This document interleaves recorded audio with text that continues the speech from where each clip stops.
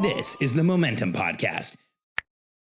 One of the most common challenges that I see with people who are in a business delivering a service is that they can start to feel stuck, start to feel trapped, start to feel like they can't get out of that service business. That happens to doctors, that happens to lawyers, that happens to people who are providing services for their clients. And it happened to my next guest today, Stephanie Estima. In her practice, she's gone through that decision, gotten to the other side, and I think you'll be impressed with what she's done, how she's done it, and the decisions she's gone through. This is going to be liberating and encouraging for anyone who hears it. I'm Alex Sharfin, and this is the Momentum Podcast, made for empire builders, game changers, trailblazers, shot takers, record breakers, world makers, and creators of all kinds. Those among us who can't turn it off and don't know why anyone would want to. We challenge complacency, destroy apathy, and we are obsessed with creating momentum so we can roll over bureaucracy and make our greatest contribution. Sure, we pay attention to their rules, but only so that we can bend them, break them, then rewrite them around our own will. We don't accept our destiny, we define it. We don't understand defeat because you only lose if you stop, and we don't know how. While the rest of the world strives for average and clings desperately to the status quo, we are the minority, the few, who are willing to hallucinate there could be a better future. And instead of just daydreaming of what could be, we endure the vulnerability and exposure it takes to make it real. We are the evolutionary hunters, clearly the most important people in the world, because entrepreneurs are the only source of consistent, positive human evolution, and we always will be. Stephanie, I'm really excited to have you here today for so many reasons, but I think the most important one is that you've been through a life decision and then a life change that tons of people I know want to go through or are considering going through. And that is, you were a doctor, a practitioner, a very successful practitioner that had an itch, no longer wanted to practice, and you've made the transition to getting out of being a practitioner. Stephanie, what was that decision like for you? I'll say that the decision was really born from a lot of our coaching together. So we had engaged with you and the Sharfin Group when we were in practice in terms of how to grow and scale the team and how to, to grow the team and to create frameworks and systems within the way that, the cadence of our practice. So I think you're about to tell the story about how you engaged our coaching and now the business is out of business. So just go ahead and do that. That's totally cool. So using your frameworks, we were able to really grow and scale the business. I was able to remove myself from a lot of the day-to-day stuff. So, we had a chiropractic clinic. My through line, of course, my love has always been, rehabilitation and posture and brain, like functional neurology and how we can get the brain healthier so we can get the body healthier. So we had implemented a lot of your frameworks. And what I was able to do from that was really to work more on the business than being in it all the time. But, and being very honest and, open and honest and transparent, as you like to say, very much had a yearning in my soul. I mean, I was in private practice for 16 years, best patients, money was coming, relatively. Let's stop. I'm going to pause you for a second because you say money was coming in kind of flippantly, but I know the numbers of that practice and you were in the top 1% of chiropractors worldwide. Right. So it wasn't a successful practice. We're talking pinnacle, top of the game. When you walked into a room of chiropractors, you usually were at the top of any room of chiropractors. 9 out of 10 times, you're going to be number one. Right. And the reason I stopped you and I want to really dig in here, Stephanie, is because I think there's thousands, hundreds of thousands of practitioners out there who are feeling what you're feeling. And I want to slow this down a little and get into the decision you made, because here's what I hear from practitioners when I talk to them. It's like, they feel guilty that they no longer love their practice. There's this massive feeling of guilt and shame and blame. And it's like, I'm so damaged because I did this thing that I was supposed to do and now I don't love it. Something's wrong with me. Is that fair? It's very fair. And I think there's a lot of questioning, what are you then if you're not a clinician in practice? What did that feel like for you? Well, it's disorienting because, you go through school, you know that you're going to become a doctor, and then you become a doctor and you spend all this time. I mean, I was in practice for 16 years. So, when you first start out, you pretend like you know what you're doing. You have no idea what you're doing. But And then you're just over hoping time, not to hurt anybody. you're just hoping you're not going to kill someone. No babies are going to die. You're just trying to adhere to some of the principles from school. And then as you learn, your clinical experience grows, your hands, if you're a chiropractor, your hands just have their own mind. You just sort of are able to flow and channel what the patient needs. And then you think, God, if I close this, what am I going to do? Who am I if I'm not Dr. Stephanie? Well, Who let's am stop I? for a second. Yeah. Let's stop, because you went from like loving the patients and your hands go where they want to, if I close this. Let's get in between there. Because here's what I've seen happens with practitioners, and I want to see if this happened for you. First, there's this feeling that starts to come up of like, I'm not really loving what I'm doing day to day because it gets repetitive, right? Yes. And then that repetitiveness starts giving way to a feeling of almost like animosity, like I don't like this anymore. And then what happens is there's animosity towards the practice. And then here's the big transition. When a practitioner gets to animosity towards the patients, and let's get real, like it happens whether you want it to or not. If you're in a situation where those other conditions are there, you start to actually, like these patients that you loved at the beginning, now it starts getting difficult to interact in a way that you did previously, doesn't it? Yeah. And thank you for breaking that down in that stepwise succession, because that's very honestly what started happening. And so I have, I had patients that have been with me for years, and then I would get this influx of new patients. So what you just said triggered something. I had, in the let's call it 6 to 8 months before I said, like, this is going to be the end day, I had a couple of new patients come in, and I would put a lot of love and attention into those first day one and day two, the day one and day two processes that we had established in the clinic. And there was this kind of feeling, and I don't know if it's hubris, I don't know what it is, but I would be thinking in my head, you have no idea how good you have it with me as your practitioner. and it's, I say that with, like I have 16 years of experience. I have like a 94% success rate. And you're here haggling me around cost and the frequency of treatments that I'm suggesting and the supplements that I'm suggesting for you. And so there was this kind of like, God, I don't want to be dealing with, I don't want you to nickel and dime me. This is, the price is the price. If you're not, if you're not satisfied with that, then, I will love you out the door.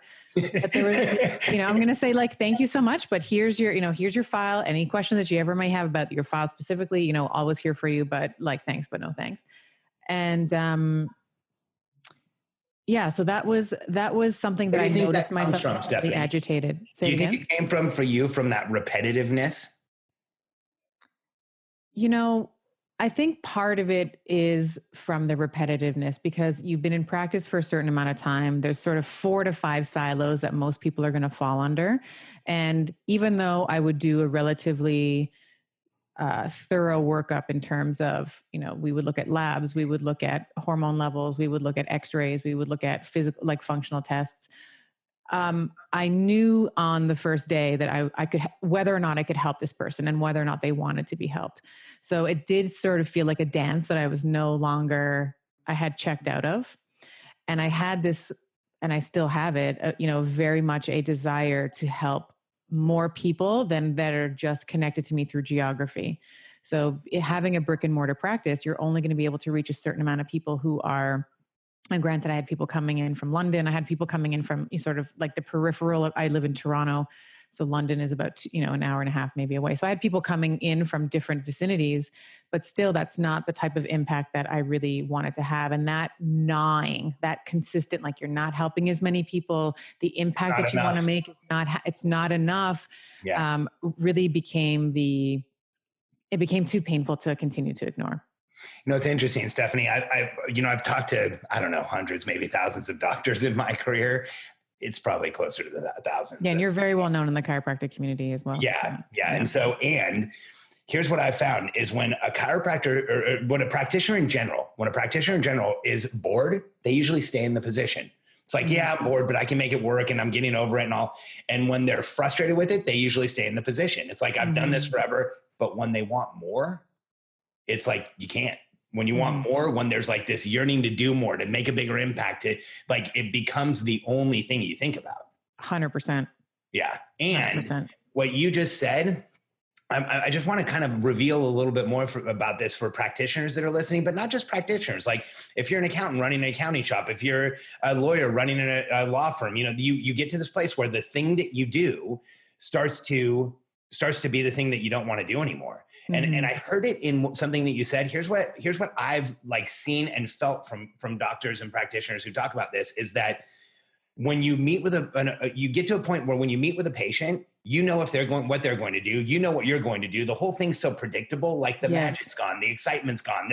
And you can pretty much say like, this person is going to do things, they're not going to do things. I bet I know where they're going to end up in 2 years. Like the whole equation is so clear now. It doesn't feel like it's enough of a challenge. Were you feeling some of that? 100%. Yeah. So like I was saying before, on the first day, within, 5 or 10 minutes of speaking to them, I sort of knew what the problem was likely going to be, what the treatment plan probably was going to be. Of course, that's dependent on, how severe things come back in terms of lab reports and stuff. But I also had a good sense of what working with this patient was going to be like. And, I was 9.5 times out of 10, I was right. And, when things are already laid out for you, the challenge, and maybe this is just my personality, this is, my EPT, I crave momentum. And it really does feel, when everything around you, all the factors are already figured out, you just feel like you're floating. Like you don't feel like you're moving forward or back. You're just kind of stagnant. And that for me was unbearable. It was unbearable. Let's stop for a second, because I want to get right to what you just said. When you're in that floating, stagnant place, and this is, again, for every practitioner listening, I want you to let yourself off the hook, because people get to this floating, stagnant place. Stephanie, I want to confirm if you had any of these feelings of like I said earlier, blame, shame, guilt. I'm doing the wrong thing. I'm a bad person. How can this possibly be happening? Because this was the goal of your entire life. Yep. It felt like I had climbed the ladder and I was like, okay, I'm at the top. Right. But now I'm like, it's the wrong wall. I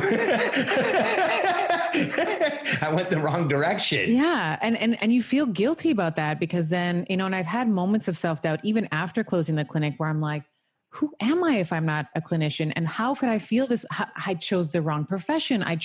How could I feel this way? And my thinking around it when I'm in my self-actualized, not in my, baby Steffi, my, not when you're channeling your inner child, not when my inner child is running the show, but when actual adult Stephanie is around, is that was an act, a very important act or very important chapter in my life to teach me about running a business, to teach me about personal development, and to teach me that it's okay to say when it's okay to say when things are not okay. Yeah. And Stephanie, sorry. No, I just wanted to say, it's being a doctor is about teaching and giving, and it's okay if the medium in which you chose to deliver those teachings and those givings are no longer serving you. I'd like to take it one step further, because I love working with doctors. You know that. Like, one of my favorite populations is any type of practitioner, because here's what practitioners do. Practitioners investigate, hypothesize, experiment, draw a conclusion, and then do it again. Mm-hmm. And good practitioners get extraordinary at that, to the point where then when they're walking up to somebody, the equation already ran in their heads and they are at the conclusion. You're that person. I know you are. Mm-hmm. Now that same, and this is for, again, every practitioner is like, now what do I do? Well, check it out. If you transition, and usually when people get to the place where they want more, there's one of two things happen.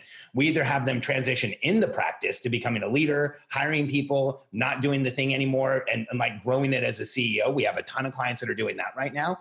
And we have a ton of clients that like go on to do another thing and move to the other part of the practice. However, in both of those cases, you are still investigating, hypothesizing, diagnosing, experimenting, and then gathering data and seeing what happened. And so, Stephanie, I would also put out there that period of your life took what was a highly intelligent analytical mind and has tuned it into a machine.